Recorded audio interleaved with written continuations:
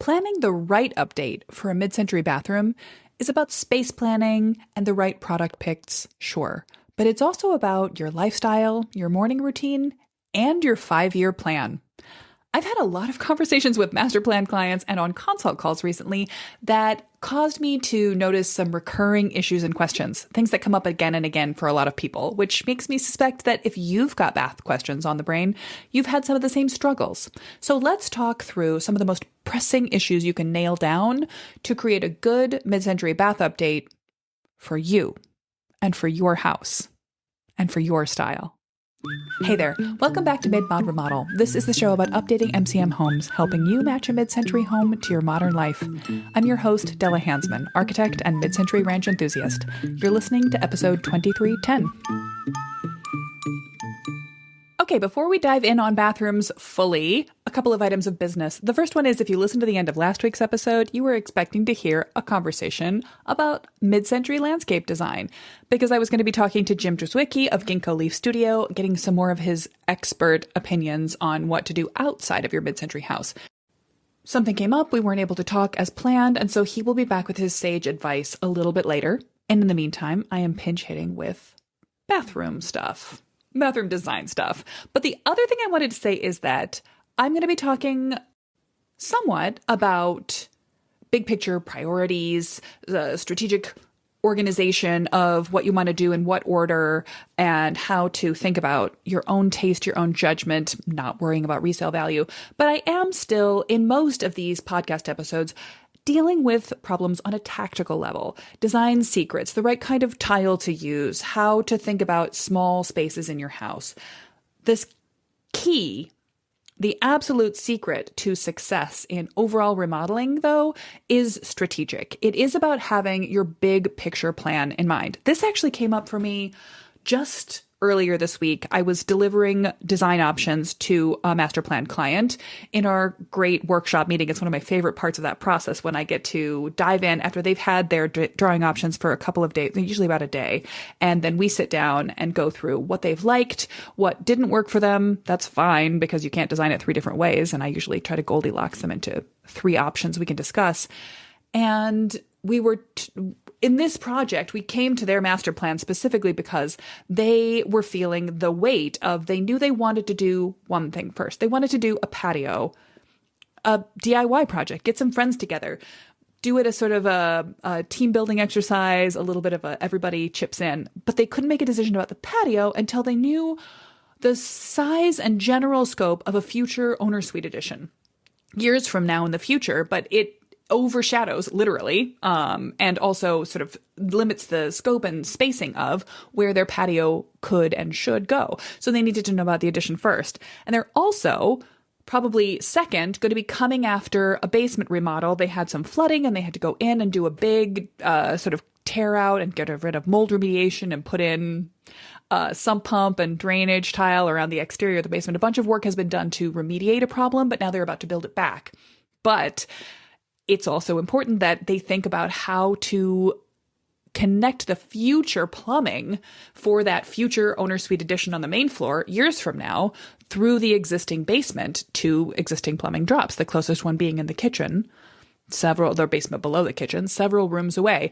If they go ahead and do a beautiful, perhaps invest some energy, some beautiful finish materials, remodel job on the basement, and then 5 years from now they want to put in that addition, are they going to be tearing up their finished floors to trench in for a new plumbing connection? That is not logical. So in order to do the first project that they could DIY with some friends this fall, a patio, they need to know a bunch of other things about their future plans. They don't have to have every detail dialed in, but it really will do them well.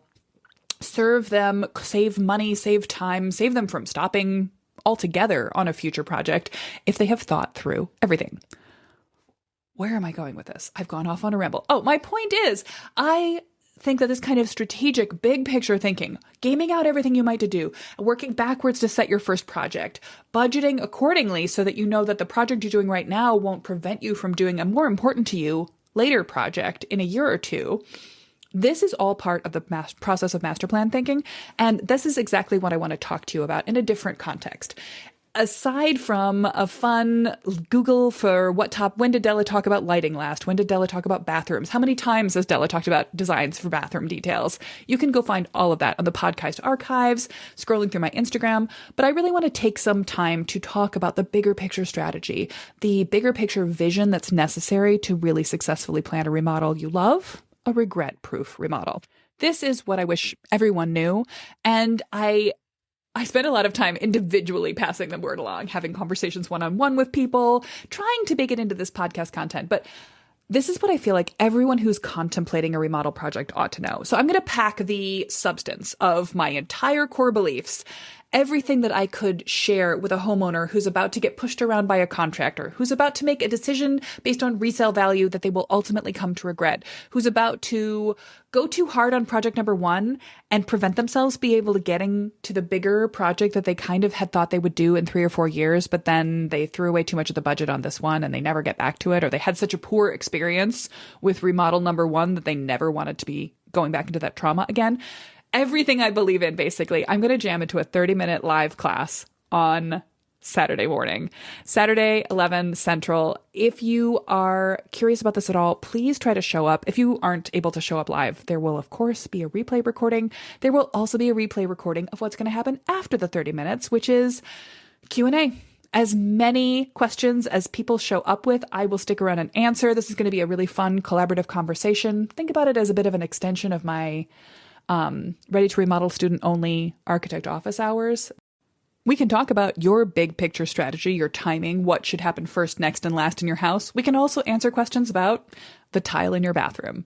The granular level is not less important than the big picture, but without a big picture approach, it can't really all go well. Anyway, I'm just really excited about Saturday's class. So I'm pulling together some examples, some really great, relevant, how the process worked for people in different situations, unflipping a 90s house, working to get into a house as quickly as possible after moving in, people who are reimagining their house after years or even decades of being in it. All of these are great opportunities to take a master planned approach to your remodel. So I would love to talk to you about each and every one of those cases and your specific scenario. If you're curious about that, I'll see you live on Saturday. Or if you're listening to this after the fact, you can check out the recording. All of that can be accessed at midmod-midwest.com/workshop. The workshop being 3 Secrets of a Regret-Proof Mid-Century Remodel. Okay, let's talk about bathrooms. The show notes page for this episode, by the way, is going to be midmod-midwest.com/1310, I believe. I've lost my notes. I have too many windows open on my computer. Yes, 1310. And I want to just talk about rethinking one or all of your mid-century bathrooms, because while I have given the sort of basics of mid-century bath designs in the past, in fact, if you want to check that out, you can grab the free guide I've put together on the basic design considerations for a mid-century bathroom. Go there to the show notes page and you'll find it. Or you can also head to midmod-midwest.com/bath. And I've got the free guide and a bunch of different resources put together. But here's the short version. So you don't have to click away. You don't have to go do anything. If your hands are full of dishwasher, I've got you covered. The first and most important thing on my mind, because I was just doing a YouTube video about perfect mid-century lighting, is that you want to improve the lighting in a mid-century bathroom. Good lighting for faces and good general use lighting and a very dim nightlight option are 3 different important use cases for your mid-century lighting. My personal pet peeve is having one bar light or the Home Depot special with like 4 sconce lights all on the same unit that hit over the mirror and all shine down on your face and give you like a huge nose shadow. I deeply dislike it. I'm a much bigger fan of light hanging closer to your face, either suspended from the ceiling on a pendant if you're dealing with a small space, or with sconces on either side of the mirror, or sometimes sconces mounted through the mirror, which if you're not doing a medicine cabinet, if you're just doing a piece of glass from your local glazing company, you can absolutely have them drill custom holes for you and mount your vanity lighting right against the mirror itself. I'm going to go off topic immediately and say, this is actually a perfect example of a conversation that came up as part of a consult call I was giving about someone's bathroom recently. And watch me go rogue from my outline. We were going to talk about her bathroom generally. We also talked about the fact that she was afraid she was going to have to replace all the original vintage unpainted doors in her mid-century house, particularly the front door, because a little bit of the veneer was delaminating. And she'd had a consult. She'd had someone come out and look at the house with her, and that was someone who worked for a door replacement company. That professional told her it was not possible to replace or repair her existing doors without completely removing them down to the trim and installing a new cased door opening. That's just not true. But it was not possible for that person's company to do that work for her. We'll give them the benefit of the doubt that that's what they meant. Although what she took from it was that her existing doors were trash and she would have to throw them away. And she was very sad about that. So as the first thing that we covered in our conversation was just to note that no, her existing mid-century doors, if they are well fitted, if they are well insulated, if they are performing well in other ways, but they're delaminating slightly, they're not trash. But just like when you ask a window company, the silent part of that name, the replacement window company, the replacement is silent. When you ask a window company, can my original mid-century windows be repaired? They'll tell you, no, they can't, because what they mean is we can't do that. But if you go to a glazier, they can talk to you about not only repairing broken glass or reglazing. This is where I fall back on my own lack of DIY knowledge of windows. But glazing in this context means the actual putty that attaches glass to the wooden frame of an original mid-century window. They can be reglazed, that can be repaired, or you can remove the original glass from mid-century windows and replace it with insulated glass, thicker glass with a low E coating that prevents heat from getting into the space. A glazing company can help you do all of those things and can give you good advice on all of those things. But a window company never will. So I advised her that in the similar case, she didn't need to talk to someone who removed and reinstalled new doors. She needed to talk to someone who specialized in laminate finishes on things. And probably in her area, she'd be able to find someone who restores vintage furniture of any age. And that person would have the techniques and the tools necessary to help her reattach the veneer to her slab doors. And if any cases where it had been removed entirely, match it or patch it or make it look seamless or interesting one way or another. I've just realized that I am in a mood to digress, and I am not going to be able to give you a short précis of the major design features of a mid-century bath. So I'm going to give you a really quick overview first for a bit of organizational structure, and then we're just going to tell anecdotes about each of these because I have in my notes for the episode, I have anecdotes about all of these. I'm just going to fit them in order. But all right, here is the short version, really, I promise, of the design basics of a mid-century update. The first one, which we already covered, is good lighting. Good lighting for faces, good general use lighting, and good dim night lights. The second is to choose the fixtures for your bathroom that you will actually use. The right number of vanities for your lifestyle preferences, the right combination of a shower or a tub, or a combo combo tub shower, the classic sort of mid-century compromise, if that works for you with your other priorities. We'll come back to this. Your third necessary design issue in updating a mid-century bathroom is to know your minimums, because mid-century bathrooms are always snug. So if you're planning to rearrange or build a new bathroom from scratch in an add-on space or by rearranging the rooms in your house, make sure you've got the right space for your toilet niche, for your vanity length, for your shower, your tub, your general floor area. You've got room for your doors to swing in. You've got room for code-approved space in front of your toilet. Check out the free guide for some sketches there too. The next thing you'll want to pay attention to, design quality number 4, is to make the most of a snug space by choosing wall-mounted things. Wall-mounted storage, wall-mounted vanities, even wall-mount the toilet if you're really snug on space. You can always add an extra shelf to keep counters clear above the counter and build into the walls, either with shallow niches or more intense storage ideas.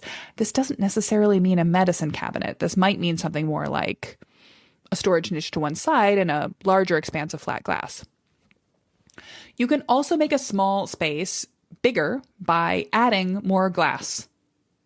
This might be glass walls around the shower. This might be mirror across more of the wall, but do remember to plan for privacy. The fifth quality to make sure that you're capturing in a bath update is to keep it clean and cleanable. Mid-century design is about simple shapes and materials. So we don't need any fussy fluted faucets. We don't need overly ornate tile. We don't need trim around the windows and doors with extra molding details in them. This dovetails nicely with your desire to keep your bathroom grime-free. So you also want simple shapes because it's just to keep it easier to sort of clean around the floor.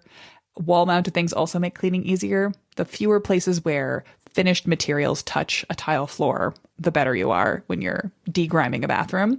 And then the final one is to match your mid-mod finishes to your own style. So this really gets to knowing before you begin whether you're trying to create a time capsule vintage bathroom or something really quite minimalist and modern with one or two material throwbacks to designs in the rest of the house. When you know where you're starting, and if you need any help with this at this point, I would point you directly to my style guide, also my style guide workshop, more than a mood board, but start from midmod-midwest.com/style guide. There's a pre-recorded class that you can walk yourself through to set up a perfect style guide for your entire house or just one bathroom. But choosing the colors, the tile, wood stain that matches built-ins in the rest of the house, hardware that is simple, sleek, and matches or coordinates with other parts of the house are all part of a smooth, trouble-free bathroom update. Okay, so now that I've rambled on the first point about lighting, I want to go ahead and just ramble around about a couple of these others. So coming back to point number 2, choose the fixtures that you will actually use. This is the ball game for a good remodel, following your own lifestyle preferences. So check your own needs first. And the first question that I ask everybody is, do you need to keep that tub? I would love to give you a permission structure to get rid of it if you don't need it. And I say this all the time. It feels like I'm never not saying, hey, do you need to keep that tub? But I continuously encounter people who are really surprised by the notion that they don't need to keep a tub. And so I just want to continuously reiterate this. I gave an example in a podcast episode a couple of weeks ago of a consult call I had done about a mid-century bathroom. And I think the reason I brought it up was that I suggested to that couple that they might not... I asked them the question, do you like bathing? Do you like your tub? And they were surprised by their own answer. No, they didn't. And maybe they didn't actually need to plan space in their bathroom update for that tub. But this might apply to you too. This is something I brought up to them, and I think it's important to consider too, because it's a little bit like the question of how many guest rooms do you need? How much extra space do you need for when you're throwing a party versus just living your daily life? If you're the kind of person who imagines that you might like to soak in a tub, but you just don't regularly do it, then the question to ask yourself before you make a remodeling choice about tub or no tub is, will that ever change? Is it something that if you had a beautiful, wonderful tub that you could set up for yourself, if you had an ideal bathing experience, a nicer tub than a mid-century 15-inch deep one that won't keep your knees wet, maybe you would. Or maybe it's just more of a concept. Or a secret third option is, what if you prefer bathing when you're in a completely relaxed mode, when you're not in the throes of a work week, perhaps when you go away to an Airbnb or a hotel? It might actually be far less expensive if the idea of expanding enough space to have a handicapped accessible, a future age-in-place accessible shower, and also a tub, and also 2 vanities in an owner's bathroom means that we have to change the footprint of your house. We have to expand an addition. Weighing the cost of that against having a couple of nights away from home a couple of times a year could be dramatically different cost equations. And you might enjoy being away from home for other reasons. You might be on business. You might be visiting family. You could just choose a place that has a tub rather than a place that doesn't have a tub, and that's your tub problem solved. If you are a once or twice a year tub soaker. Just a thought. Okay, so I'm not saying we should get rid of all the tubs. This is not Shakespeare first, let's kill all the lawyers. What I'm just saying is, if you're not a tub person, you don't need a tub. And if you are a tub person, you also probably don't need a mid-century combination tub shower. This is really the place. I'm surprising myself by how much I'm like, throw out that original mid-century tub. It sucks. I have a original mid-century tub in my bathroom and I'm not getting rid of it because here's why you might not want to. It fits into the space plan of your existing layout. If you're planning a replace-in-place remodel where you're not changing up the footprint, it might be more practical to keep your mid-century tub in place. Also, if you're doing any kind of a DIY renovation, removing a cast iron mid-century tub is no small feat. They often have to be sawed into pieces to be removed from the house. Sometimes they are built into the structure of the house. So it's not something to take lightly. Also, in my case, I don't have this. I've got a boring white tub in a bathroom that was once all blue tile. I don't know why that's the case. I'd feel better about it if it was a robin's egg blue tub too. But if you have mid-century color features left in your bathroom and you're interested in keeping them, if you're going for more of a time capsule look, you might want to keep an original tub or even source a vintage original tub to be installed in your house for the first time. But I think it's not the default choice. And probably one of the areas where I'm most eager to tell people you don't have to preserve that exactly as it is in the question of a smooth, accessible bathroom arrangement that is going to make every morning getting ready and out of the house go better and really live with you through this phase and every other phase of your life in the house. Now, the other thing to bear in mind is if you've got one time capsule bathroom somewhere in the house, you're not obligated to preserve every single time capsule bathroom. So you can kind of weigh your priorities of, I've had this come up in several recent client projects, being able to keep one, maybe the cutest or maybe the least used, maybe the powder room bathroom is also in time capsule tile and finishes and fixtures. Being able to preserve that, being able to preserve a shared family bath, a guest bath in a more time capsule way, and then making a choice to remove a tub and put in a modern sized accessibility friendly shower in your own personal bathroom is a nice way to have the best of both worlds in this case. Okay. That's my rant about tubs over, but I also want to have the same conversation about double vanity or single vanity. This is a question I ask every single one of my clients. It's a super important question to ask, and you could probably answer it for yourself off the top of your head, although I would challenge you to check that your spouse or partner agrees with you and has the same off the top of their head answer. Knowing that you do want to invest the space in a double vanity versus that is a very silly thing to do is really important information to give a designer that you work with to factor into your own plans if you're doing a little bit of space planning and layout changes in your bathroom space. So make a decision that works for you and then don't second guess it. The right choice for you is the right choice for you. I'm not going to have too much to say in today's episode about planning minimums. This is where I'm really going to point you to the bath guide. It's got some diagrams that will be very helpful for you. And also your local inspector will come and enforce the code if you haven't thought it through, although you definitely want to do it right the first time rather than be forced to change the bathroom layout after the plumbing has been roughed in. But it is important when you're thinking about feasibility options, when you're weighing an add-on bathroom versus working in existing spaces, to think about those mandatory minimum clearance areas. Thinking about snug spaces and mandatory minimums in mid-century bathrooms brings me back to several distinctly different conversations I've had with different clients that have come down to the same question of how much of an improvement can we get by solving a very irritating but single problem with the layout of maybe one bathroom at the cost of a domino effect. To solve one tight corner or to remove one tub and turn it into a shower, to expand one vanity area means changing an interlinked puzzle piece connection of probably two bathrooms back to back against each other that share a little bit of space without a straight wall. And the sacrifice that is involved in that is basically the complete destruction of all the mid-century features in both spaces. There are times when that is the correct decision, when it's so unfunctional to keep the existing bathroom as it is, that change just has to be made. And there are other times when that is a question that is worth exploring, but the answer is no. This is one of the benefits of the design process, is that it really lets you game out the overall costs and trade-offs of various decisions. And without having to go to the bother of getting a contractor in to price it out, without even taking yourself down the rabbit hole of material sourcing, certainly without going to actually demolishing 2 bathrooms, putting it all back together in a different way and realizing that you're not in love with the result.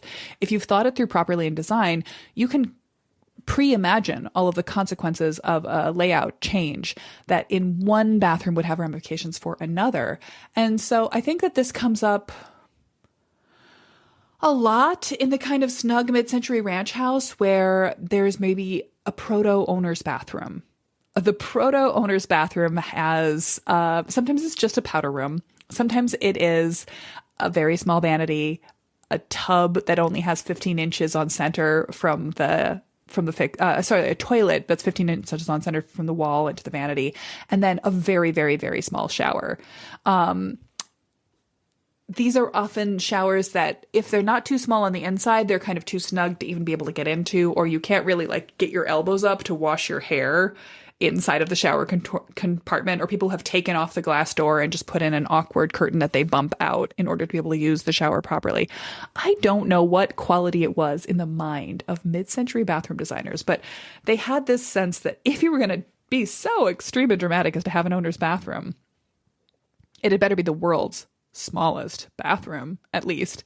And often, at the same time, from the logic of having things gathered around a plumbing core, it would be nestled in, not back to back with, but interlinked with the shared bathroom for the house, for the hallway, for the other bedrooms. And there are times when we can just scrape out everything that's happening inside the footprint of both bathrooms and come up with a better layout solution.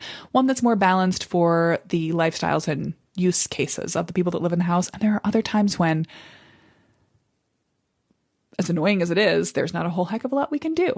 Usually, though, I will say, if the original tile is not in pristine condition in that tiny owner's bathroom, there are usually some changes that we can make that, even without changing the overall footprint, we can make that shower more effective and we can make the whole space a little brighter and more functional. All right. Another really common challenge that comes up for people who have a pretty original mid-century bathroom, that is to say, a fairly original mid-century bathroom with a truly heinous vanity dropped in that's clearly from the 1990s and that is probably taking up more of the floor area than is functional or convenient inside that room. I had a consult with someone in this exact scenario recently, but I encounter this all of the time. You can tell at a glance, maybe the mirror and the light fixtures on the other side of the mirror have also been swapped out in a 90s, what they thought of as an update back at the time, but basically just committing horrors on the original mid-century intention of the bathroom and its sleekness of style. There's often some room to just, without having to take a hammer to the whole bathroom, to just undo the 90s choices. But this is typically a little bit of a roll the dice scenario. It depends how destructive the person who was putting in the remodel has been. In some cases, actually in a number of cases, I've had clients in this scenario where they've got a really ugly sort of Home Depot vanity dropped into a bathroom that's otherwise really cute. Think, well, what was there before? Why replace a nice vanity with this one? And the answer is usually that in that case, particularly in a small, snug hall bathroom, there probably was not a vanity. There was just a wall-mounted sink. Or if the sink was supported down to the floor, it was probably just supported on some stainless steel metal tubing. There's a lot of visual examples for this. I'll find a couple and put them into the show notes page for this episode. And people who are thinking, oh, it would be nice to have some storage, or if there was ever a plumbing problem with that sink and they needed to replace it, they just drop in your standard 24-inch or 30-inch big box store vanity. It's usually a really poor fit. I actually have this in my own bathroom. It's usually deeper than the original sink was, so it makes the walking space of the room smaller, and it's blocky and stub your toe-y, and it's not actually very nice storage anyway. So my favorite suggestion in a bathroom, particularly one that's not getting a lot of daily use, is just remove that replacement vanity and put back a wall-mounted mid-century style sink. Now, you could go vintage. You could source something antique and have a creative plumber reinstall it for you. Or there are companies, Kohler definitely makes a couple of historicist mid-century options that can do in this case. So the real question is, what damage was done to the tile behind and underneath the vanity in the meantime? Best case scenario, there's just a differential in cleaning. You've got to degrime, de-caulk line. You've got to just sort of scrub it up, and hopefully the tile won't have faded or decolored or anything too differentially in the different intervening years.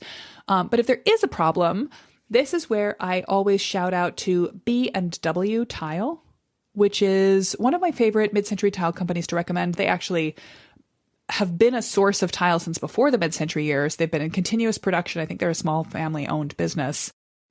Their website, bwtile.com, has a bunch of amazing options within their sort of existing color palette for vintage colorway tiles. And also they will custom match a color for you. So if you find yourself not wanting to have to replace the entirety of a nicely tiled bathroom because you're trying to put back an original wall-mounted sink, they are probably your go-to for that kind of custom replacement project. That said, that leads me to talking about tile in general. And I have done podcast episodes on choosing tile for mid-century bathrooms in the past. You want to go check out episode 801 from way back in 2022 for my list of mid-century tile companies that I particularly love. There was a time when I had an Instagram guide for this, but I think that the technology of Instagram guides has gone away. So the best place to grab that checklist of some of my favorite mid-century tile companies is that I've embedded it into my general mid-century house resources list. I'm giving you a lot of free resource recommendations in this episode, but as I should, there are a lot of moving parts in a bathroom. So you can grab that by going to midmod-midwest.com/resources, and it'll have books and websites and magazines, bloggers and Instagram people you should follow. And it also has some of my favorite sources for mid-century furniture, mid-century tile. It also has a list of mid-century hazards like asbestos and lead paint and things like that to keep your eye on.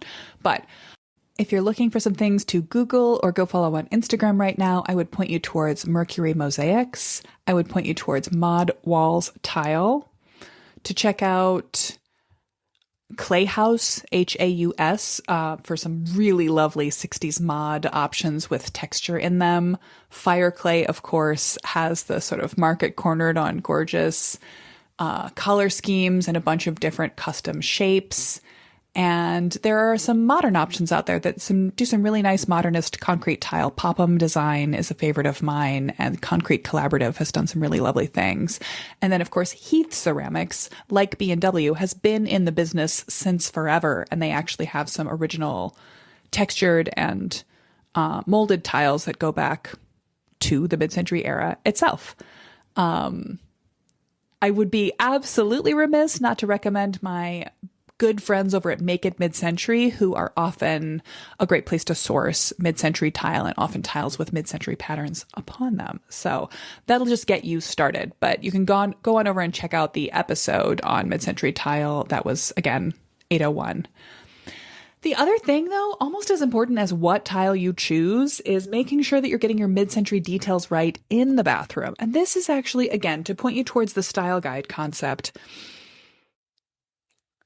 Choosing where you fall on the spectrum of retro restoration towards modern update is going to give you so much specificity in the choices that you make, whether you're going with a color block 4x4 classic colorway bathroom, or you're going to do something a little bit more clean and modern with a stack bond pattern in horizontally laid 3x6 tiles or vertical soldier course tiles. I kind of think of those as the spectrum of vintage up to modern, is square 4x4, horizontal stack bond up to vertical stack bond feeling the most today, but not trendy choices.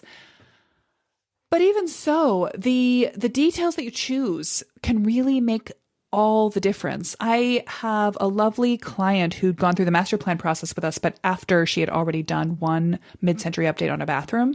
And I think every single choice she made in that bathroom was totally inarguably good.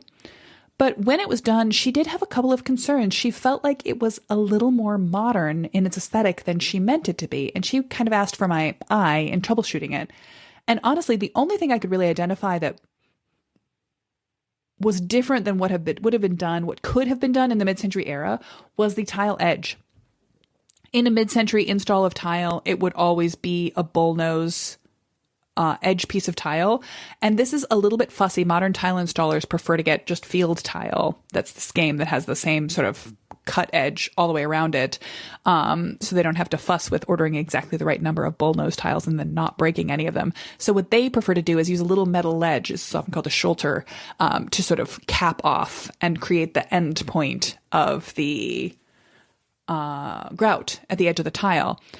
And that detail just reads a little contemporary. It's not a crime. It's not wrong. If you're looking for a modern mid-century approach, that's maybe even the choice I would recommend. But if you're looking for something to be more vintage, the bullnose edge, the tiles that come specifically with that slightly rounded edge on just one of their four sides are really important. So getting it right down to the last detail makes a difference.